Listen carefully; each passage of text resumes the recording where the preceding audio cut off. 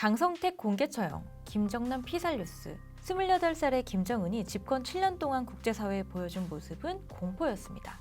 그렇게 오랜 긴장 속에서 트럼프와 여전히 살벌한 말전쟁을 날리고 있던 도중 2018년 신년사에서 김정은은 돌연 평창올림픽을 언급합니다. 그 후 남북 단일팀 구성, 특사단 파견, 남북 정상회담까지는 불과 3개월이 걸렸습니다. 또 며칠 전만 해도 북미 정상회담을 앞두고 다시 갈등이 고조되어 이제 종전협상은 못 보는가 보다 하고 있을 찰나에 다시 문 대통령과의 깜짝 데이트로 우리를 놀라게 했죠. 앞으로는 도대체 어떤 일이 펼쳐질까요? 세계 역사의 한 장면에 서 있다라는 설레임과 동시에 정말 우리가 삶아떼고 있는 북한을 제대로 알고 있었나 하는 의구심이 듭니다.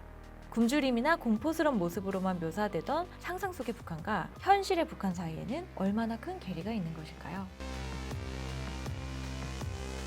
김정은을 이해하기 위해서 가끔 김정은으로 빙의해서 생각해봅니다. 고립된 나라, 북한의 최고 지도자로서 그가 꿈꾸는 나라는 무엇이며 그가 할 수 있는 최선은 무엇일까? 핵이라는 조커와 공포 정치가 과연 최고의 카드일까? 사실 김정은 정권의 기치는 사회주의 강성 대륙인데요. 김정일 정권이 군사 강국이었다면 김정은 정권은 경제 강국을 추구합니다. KBS에서는 다큐멘터리 누가 북한을 움직이는가를 통해 정치와 경제라는 두 축을 두고 북한을 집중 취재했는데요. 이들이 주목하는 북한 정치의 주요 키워드는 파워 엘리트, 그리고 경제의 주요 키워드는 달러 히어로즈입니다.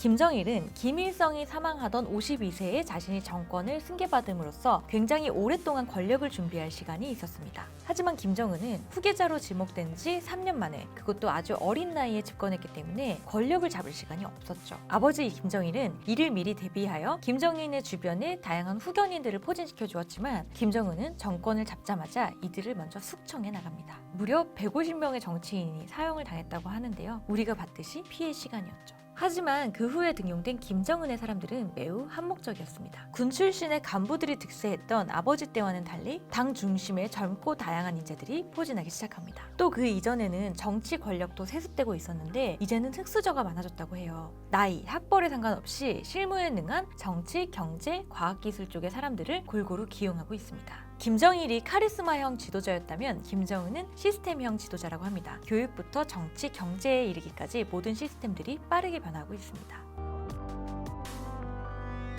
해외에서 일하는 북한 노동자들은 약 10만 명이라고 합니다. 우리에게 익숙한 중국이나 러시아뿐만 아니라 몽골, 폴란드, 말레이시아 등등 정말 세계 각지에서 일하고 있는데요. 이들이 벌어들이는 돈이 매년 약 2, 3억 달러.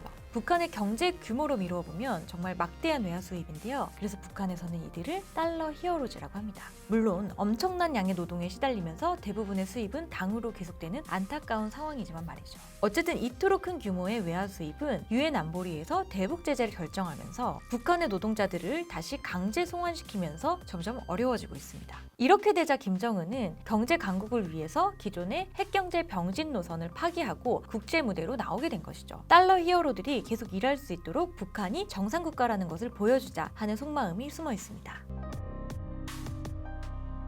김일성이 통치하던 70년대 북한은 남한보다 잘 살았습니다. 김정은이 꿈꾸는 나라는 바로 이 할아버지 김일성의 나라입니다. 김정은이 되어 생각해봅니다. 지금 북한을 경제 강국으로 만들기 위해 필요한 건 핵이 아니라 국제적 지지와 협조가 아닐까요? KBS 스페셜에서는 누가 북한을 움직이는가 라는 제목으로 두 편의 다큐멘터리를 제작했는데요. 한 편은 이미 1월에 방영한 평양의 엘리트들이고요. 6월 중순에 방영되는 달러 히어로즈는 영국의 BBC, 독일의 GTF 등 다양한 방송국들과 협력 제작하여 전 세계 70여 개국에서 방송된다고 합니다.